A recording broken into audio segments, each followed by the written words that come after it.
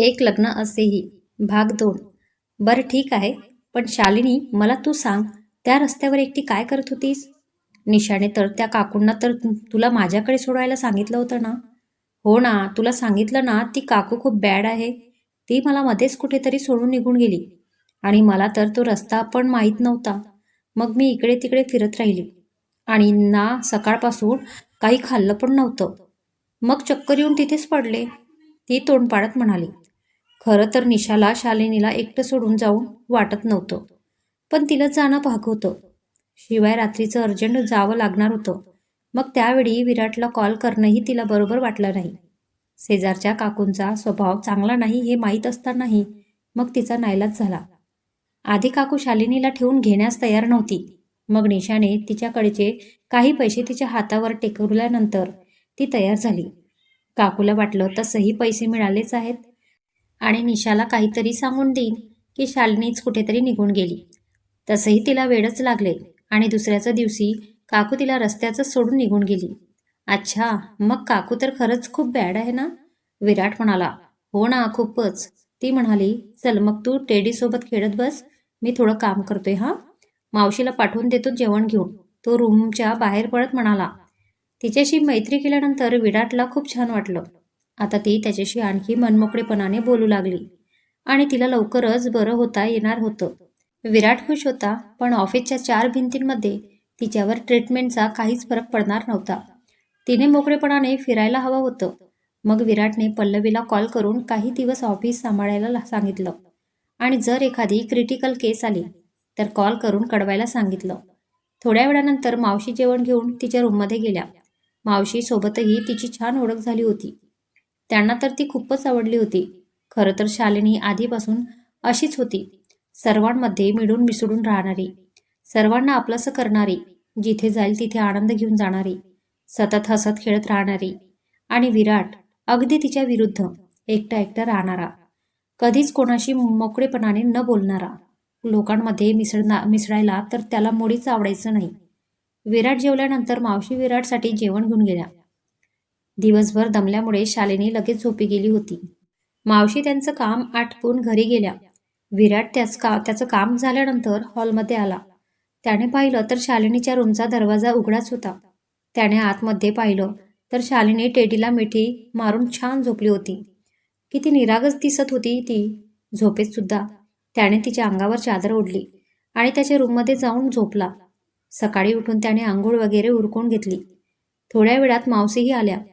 त्यांनी नाश्ता बनवायला घेतला. थोड्या वेळात शालिनी डोळे चोळत हॉलमध्ये आली. विराट न्यूजपेपर वाचत बसला होता. तिने जाऊन मावशीला मिठी मारली. विराट विचार करत होता, किती लवकर आपलंसं करून घेते ना ही सर्वांना. पल्लवीसोबतही किती कमी दिवसात छान नातं तयार केलं होतं तिने. चल लवकर आंघोळ करून घे, मग मी नाश्ता देते तुला, मावशी तिला म्हणाल्या. पण मी काय घालू? माझ्याकडे तर कपडेच नाही आहेत माझे. ते तर बॅड काकूकडे राहिलेत. ती तोंड पाडत म्हणाली. अरे हो, चला आपण त्या काकूंकडे जाऊन तुझे कपडे आणि सामान घेऊन येऊ. तसंही मला त्यांना जाब पण विचारायचं आहे. विराट हातातल्या न्यूजपेपरची घडी करत म्हणाला. पण विराट, तुला तिचा पत्ता माहितीये का? मावशीने विचारलं. हो, निशाने पाठवलाय मला पत्ता. पण मी असंच कसं येऊ? शी बाबा, मी नाही जात असं कुठे. अगदी लहानच दिसत होती. आजूबाजूचे लोक तिला पाहून हसत होते, पण तिला त्याचं काहीच वाटत नव्हतं. विराट विचार करत होता, किती छान आहे तिचं जगणं. आपण नेहमी लोकांचा विचार करून आपल्याला जे करावंसं वाटतं ते करायला घाबरतो. पण ती कशी एकदम बिनधास्त, आपल्याच विश्वात रममाण. थोड्या वेळात ती दमून विराटजवळ आली. विराटने तिला पाणी दिलं. मग ते घरी जाण्यासाठी निघाले. अचानक शालिनीला रस्त्यावर एक ट्रक दिसला. तशी ती खूप घाबरली. तिचं डोकं गरगरायला लागलं. तिला विराटने सांभाळलं. विराट, बघ तो ट्रक आलाय, चल लवकर आपण जाऊया, माझ्या आईला वाचवायला हवं. ती घाबरत म्हणाली. शालिनी, हे बघ, तू पॅनिक होऊ नकोस, मी आहे ना, मी सगळे ठीक करेन. तो तिच्या गालांवर दोन्ही हात ठेवत म्हणाला. ती शांत झाली, पण अजून घाबरलेलीच होती. त्याचा हात घट्ट पकडून ती चालत होती. तेवढ्यात समोर विराटने पाहिलं, ते पण तिच्या आईबाबांसोबत. ते सगळे तिथे जॉगिंग करण्यासाठी आले होते. यांना पण आताच इथे यायचं होतं का? विराट शालिनीने पकडलेल्या त्याच्या हाताकडे पाहत म्हणाला. बिना आंघोळीचं? शालिनी तोंड वाकडं करत म्हणाली. थांब, मी शेजारच्या विनाकडून तिचा एखादा ड्रेस घेऊन येते. मावशी म्हणाली, नको, तिच्याकडे कशाला? आणि तिने विचारलं कोणाला हवाय तर काय सांगणार?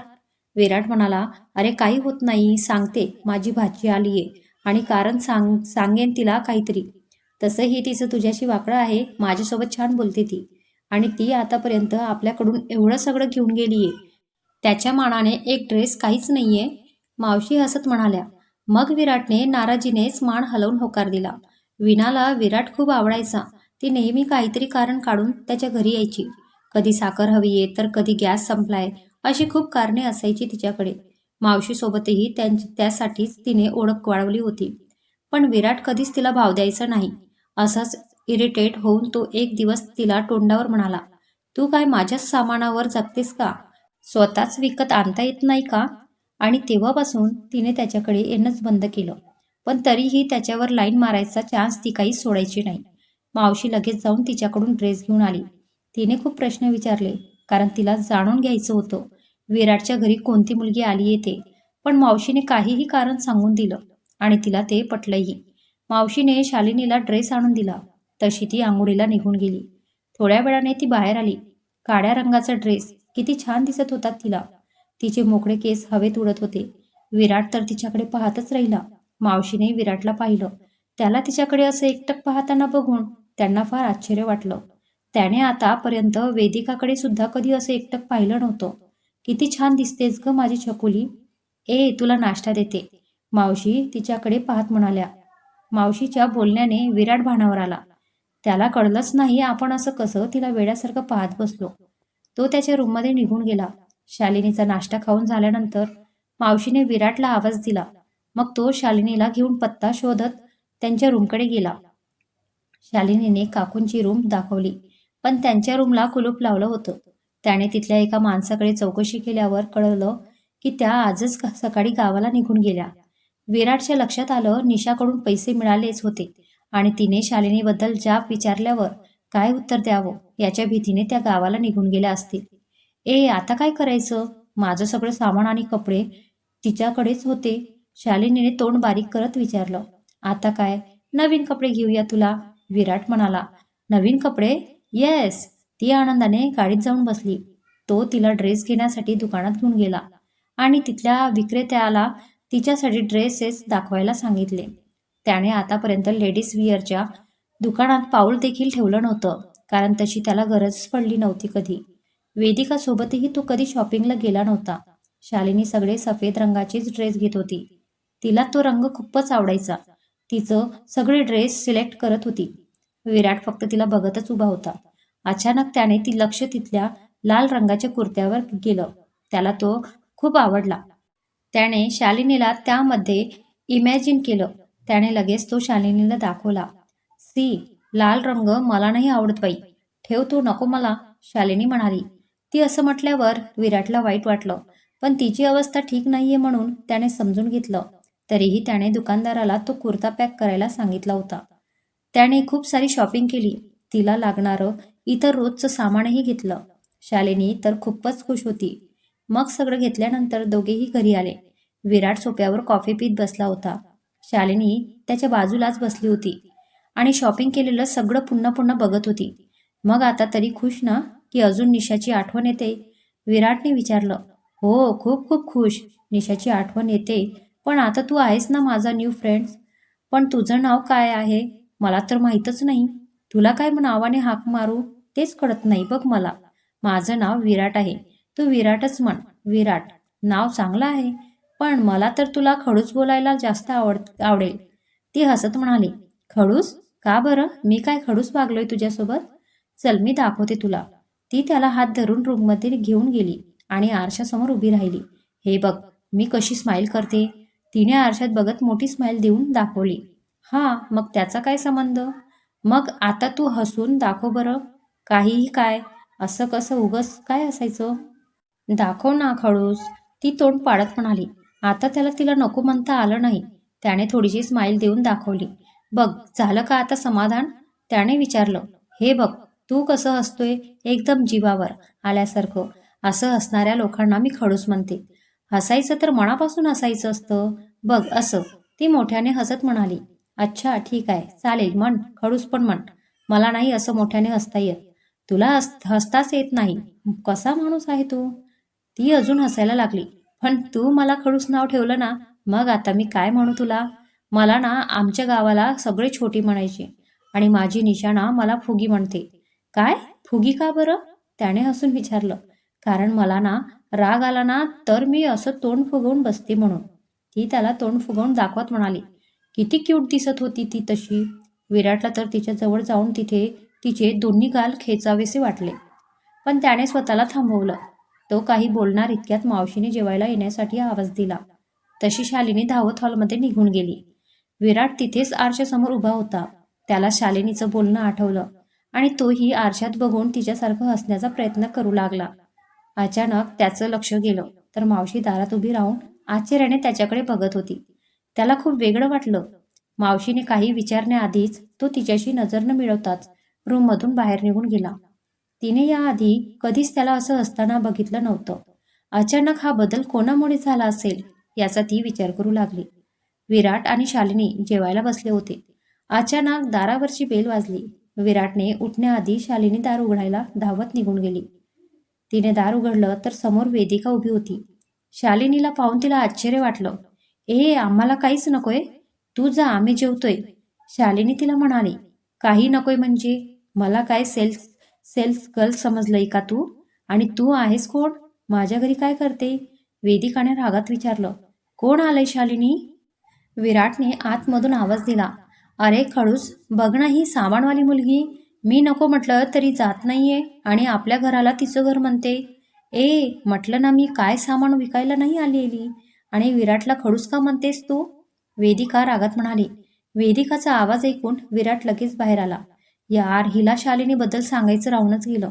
विराट तिचा नाराज चेहरा पाहत मनातल्या मनात म्हणाला. विराट, कोण आहे ही? तुला खडूस का म्हणते? आणि आपलं घर का म्हणते तुझ्या घराला? मी विराटची बेस्ट फ्रेंड आहे, कळलं का? खडूस, तू लक्ष देऊ नकोस. या मुली याचं सामान घ्यावं म्हणून असंच नाटक करतात.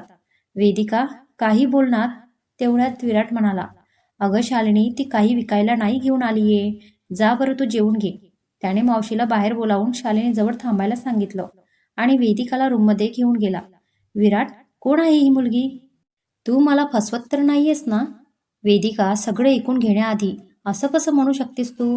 काहीही असो, पण तू मला सांगितलं नाहीस ना, ते माझं चुकलंच. पण त्याने शालिनीबद्दलची सर्व हकीकत तिला सांगितली.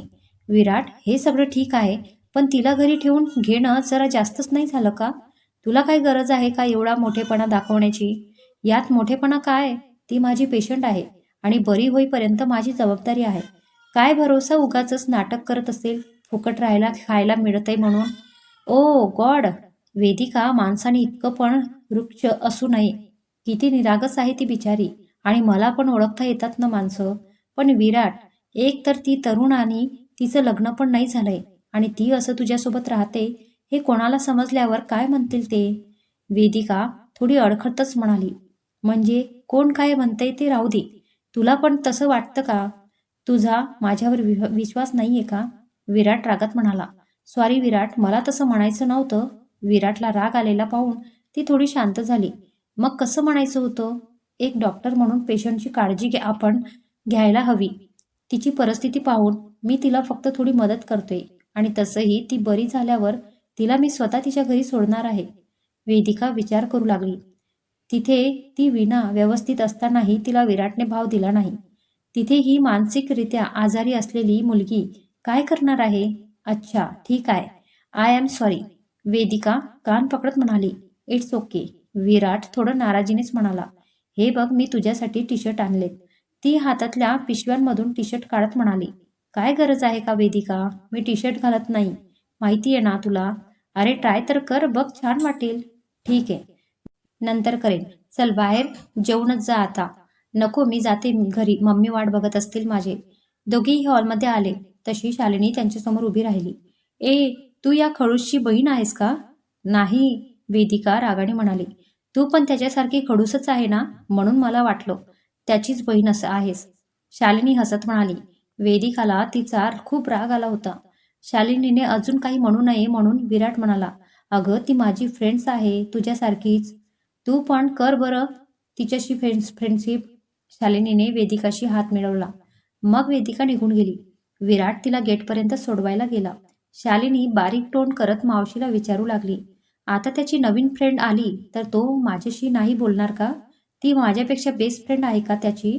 अगं तसं नाहीये बाळा, तू जास्त बेस्ट फ्रेंड आहेस त्याची आणि तूच राहशील. चल लवकर जेवण संपव आता. मग थोड्या वेळात विराटही वर आला. तोपर्यंत शालिनी झोपायला सुद्धा गेली होती. मावशीने तिला गाणं म्हणून झोपवलं. दुसऱ्या दिवशी विराट लवकर उठला आणि शालिनीला उठवायला गेला. चला उठा, आज जॉगिंग करायला जायचे ना? तो खिडकीचा पडदा बाजूला करत म्हणाला. जा ना, झोपू दे ना खडूस, ती चादर आणखी अंगावर ओढत म्हणाली. असं म्हणून कसं चालेल? चल उठ बरं लवकर. त्याने थोडंसं पाणी तिच्या चेहऱ्यावर शिंपडलं. ती डोळे चोळत उठली. जा बाबा, निशा पण असंच करायची मी उठले नाही तर. तुम्ही दोघे पण खूपच दृष्ट आहात. असू दे, चल लवकर आवर. तिने उठून झोप उडवण्यासाठी चेहऱ्यावर पाणी मारलं आणि आवरून घेतलं. विराट तिला जवळच्याच गार्डनमध्ये घेऊन गेला. ती जेवढं बाहेर फिरेल, माणसांमध्ये रुळेल, तसं तिच्या मनावर चांगले परिणाम होतील. हाच त्याचा तिला जॉगिंगला घेऊन जाण्याचा मागचा हेतू होता. मग दोघीही एकत्र जॉगिंग करू लागले. शालिनी थोडं स्लो धावत असल्यामुळे विराटही तिच्यासोबत स्लो धावत होता. थोड्या वेळात ती दमून एका बेंचवर बसली. मॅडम, एवढ्या लवकर दमलात? अजून अर्धा रस्ता पण नाही चाललोय आपण. खडूच जा, मग तूच एकटा. मी दमले, मला तर भूक लागलीये. खायला दे ना काहीतरी. खाऊ? मी तर काही नाही आणलंय सोबत. तो बघ तिथे चहाची टपरी आहे, चल ना चहा पिऊया तिथे. नको, असं रस्त्यावरचं काही खायचं नसतं. चल ना, काही होत नाही ना. तू टेस्ट करून बघ, तू कधीच असा चहा पिला नसणार बघ. शाळेने असं चांगलं नसतं ग, किती अनहायजेनिक असतं ते. आपण घरी जाऊन बनवूया.